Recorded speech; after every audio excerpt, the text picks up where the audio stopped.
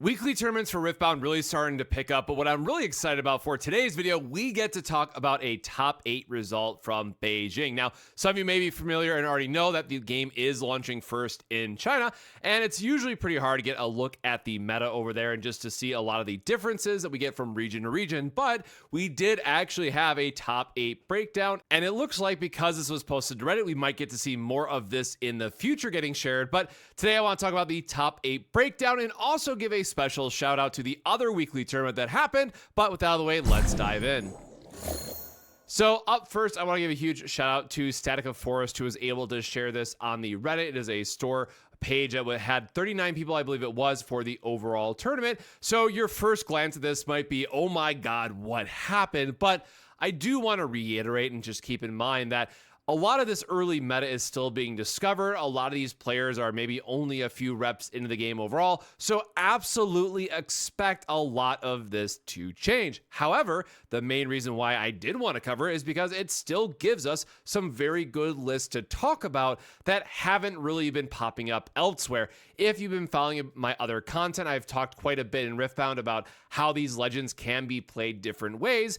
And shocker, the ones I really wanted to talk about both appeared, the Teemo and Viktor lists appeared in this top 8 breakdown, and one of them actually got second, the Viktor deck in particular. That is extremely different than what we've been seeing played here in the West. So very excited to cover those, but I do want to give a caveat here to Master Yi up front, is that I do think that this is just a very strong, as people are learning the game and maybe not as familiar with the card pool, Master Yi just gets a lot more value because you get that free might buff. And if you're not as familiar with like the discipline or how much might effectively that they can boost based on how many runes they have up, you're probably going to come out ahead quite easily with Master Yi. But with that out of the way, well, Master Yi did win the whole thing. Now, that might not be all that shocking with 4 of them in the top 8. I'll put a link to the match all the same in the pinned comment.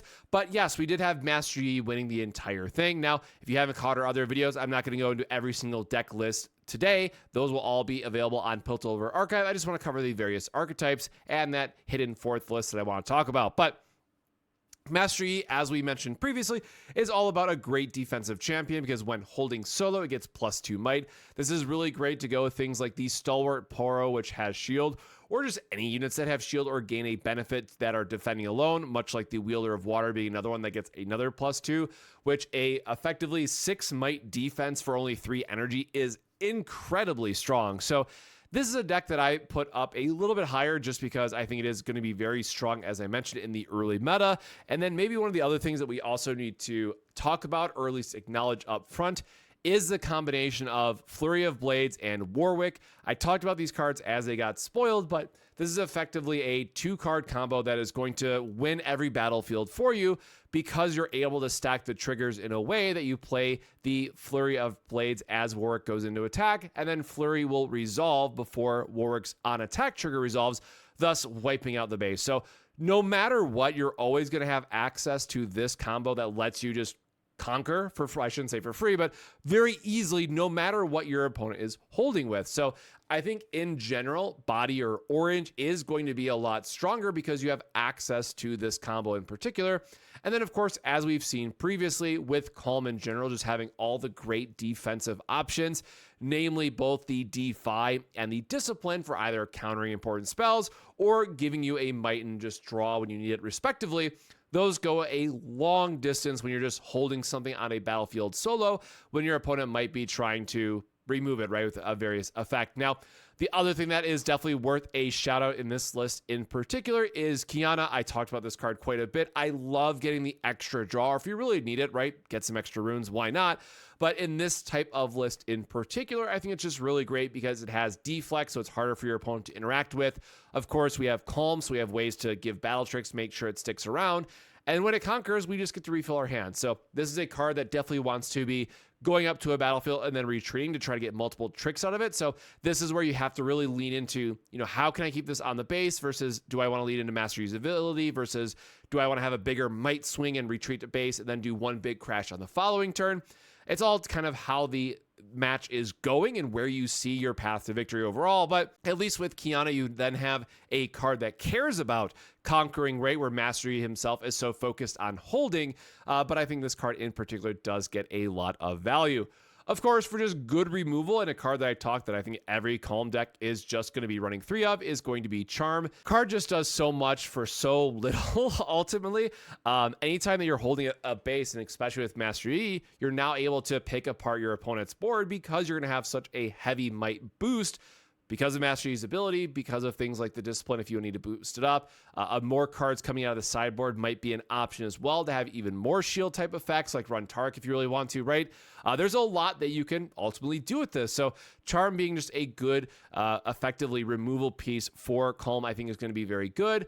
But then also something to note here is that it does just straight up move a enemy unit. So you can also use it offensively, because what I thought was interesting here that made me think about the Master Yi list a little bit differently is Arena's Greatest, right?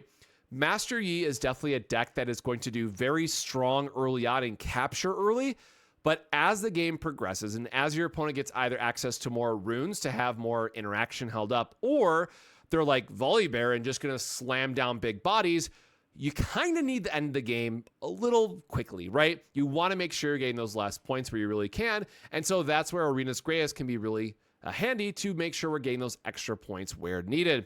The Dreaming Tree, as we mentioned, if you're playing Calm, this is just going to be a card that every Calm Legend is going to be using. And then Fortified Position is just another one that works well with Master Yi because, spoiler, he wants to be holding. So you're able to go extremely tall on a certain, battlefield if you really want to. So I think, again, for the Master Yi list, the Dreaming Tree and Fortified Position are definitely going to be staples in this regard. And then the Arena's Greatest was definitely a nice addition here. And I'm curious to see, once we get the other, if I remember correctly, 9 battlefields that are yet to be spoiled, if this gets to kind of hold on, as it were. But again, huge congrats to the player that ended up taking first with this list. Now, the other 2 decks I was really excited for, and maybe the whole reason why I want to cover this tournament and talk more about these lists, is that we got a very different style of Viktor that was getting played, right? Up to the current metas that we've had and we've covered previously, everybody was all in on the Viktor heavy token spam, low to the board, and just make sure we're winning that way, which is fine. I definitely think that's still a very good way to play Viktor. And this one does still have the grand stratagem focus, but this one does have a lot higher of the just tap out and hard removal style of Viktor that I think we'll definitely see a lot more of. This is probably a more hybrid approach between the two of them, but the full commit here to 3 Singularity and 3 of the Harnessed Dragon, which are going to be like the top end staples for Mind and Order, or blue and yellow, but very nice to see it here as well. So Viktor, again, is going to be a deck that has a lot of incremental value thanks to the tokens that you can spam out turn over turn. If you watch the video that they linked in particular, I mean, their token spam just goes crazy. Then also, as a special shout out to Karthus that was spoiled yesterday at the time of recording this, this is probably a very good addition for this deck as well, with some slight changes, because we can get double draw with Watchful Sentry, because we can get double ramp with Soaring Scout, because we can get 6 tokens with Machine and Evangel, right? Just getting more of this value out of our Death Knell, I think, will go a long way. And spoiler, I think that there will also be an extra Death Knell card or 2 that helps round out this style of deck. And then otherwise, of course, as we've seen with the other Viktor packages, we have things like Drummer and Faithful that just give us even more tokens. So again, really wanting to make sure that we're getting as much value out of our tokens as possible, because we have things like Call of the Week, right, which we can sacrifice a token for and make sure we're moving one of our opponent's units. Or, again, one of the key victory paths that we're looking for is Grand Stratagem, which is just going to power up your board, make sure you hold for that last 8th point that you need. And, short of playing against another blue deck and they have the battlefield wipe effect, it's going to be very difficult for your opponent to win through a Grand Stratagem turn, because you're just going to have so much might on the board. Now, that said, we do have Grand Plaza, which, of course, is the alternate win condition if we hold 7, which is really nice. Trifarian War Camp is just a way to get extra value out of going wide, which is, again, what Viktor wants to be doing, because you're spamming the board and getting more tokens. And then the Candlelit Sanctum, just getting a little bit more filtering is really nice to see. So Viktor, as we've seen now, is getting a little bit more steady in terms of the lists that we've seen. And I think overall Viktor is going to be one of the staples from the Set 1 meta that we see.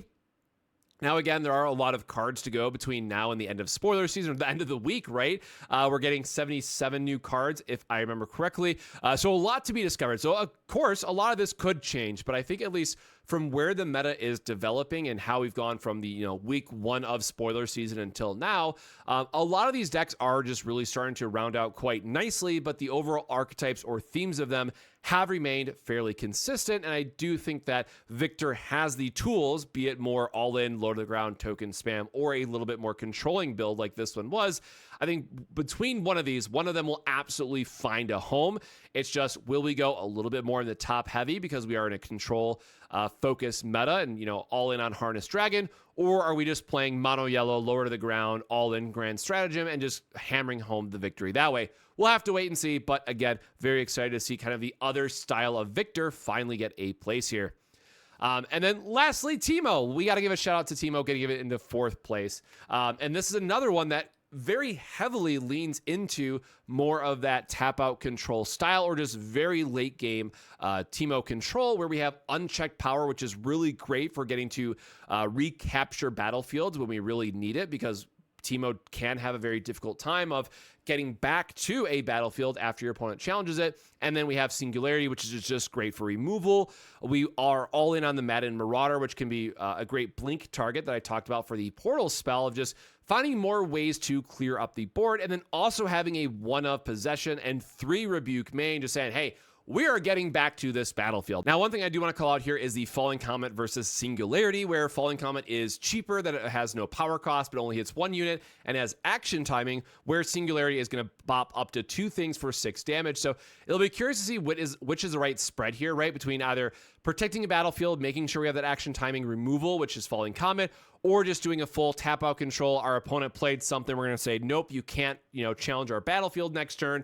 We're going to get that out of the way and then just try to hold the battlefield for a full extra turn. So I'm curious to see what the right number of these spells comes down to for Teemo.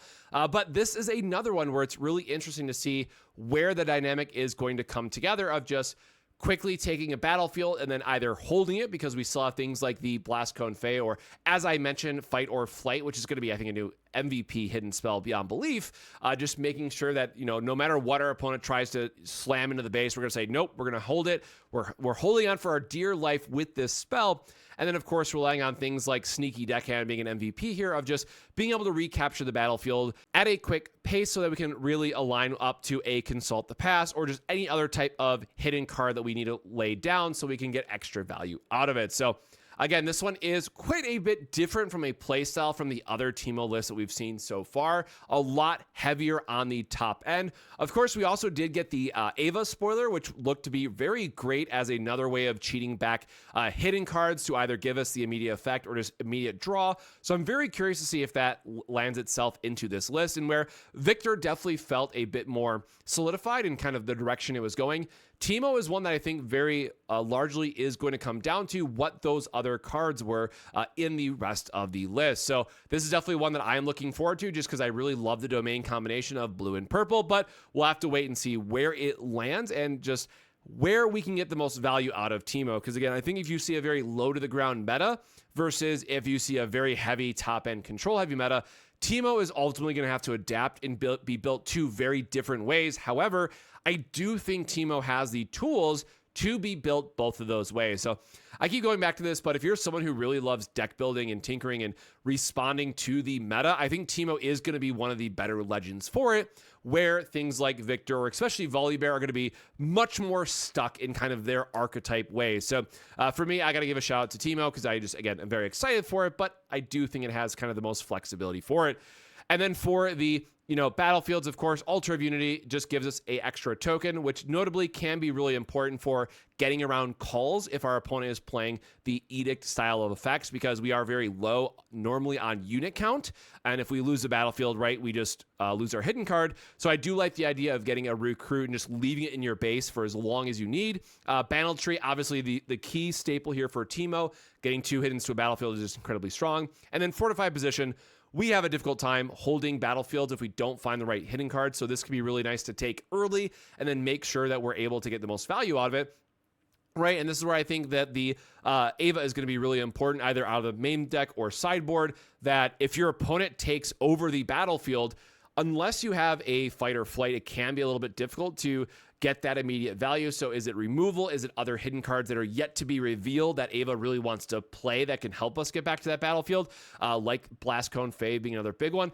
I'm very curious to see where that lines up, but I do think that there is going to be some aspects here of where we're getting a little bit more value of how we attack into the battlefield and what that's going to look like. So, we'll have to wait and see what other spells that we ultimately get from a hidden perspective that Ava can play. Or again, Fight or Flight is just going to be like the staple I think a lot of people gravitate to. Now, the last thing I do want to give a shout out here to is Riftbound Meta. They hosted a weekly event, and it was won by Sett. And huge kudos to Tog taking the whole thing down. Now, Sett is another deck that I am very excited about, and me personally, I think it's going to be one of the top 3 decks. I think Sett is just incredibly strong, and Sett does have the ability, in my opinion, to be built one of 2 very different ways.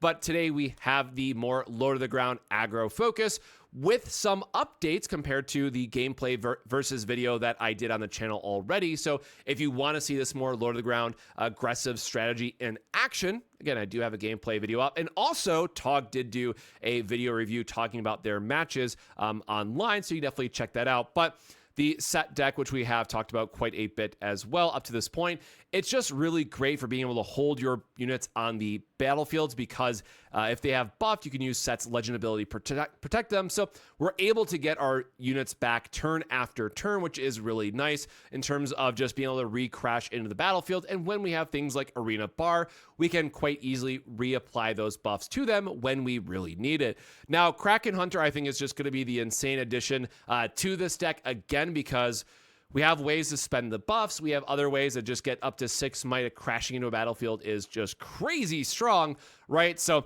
I think this is one that just continues to get more and more dangerous with every spoiler that we get. Now, again, I do like the orange build of Sett as well, which we'll talk about in a future video. But I just want to give a quick shout out to Tog here at the end for winning the 32-player weekly event that Riftbound Meta put together, much like how Max Tapera put their meta together, weekend tournament, I should say, 2 weekends ago now at the time of recording.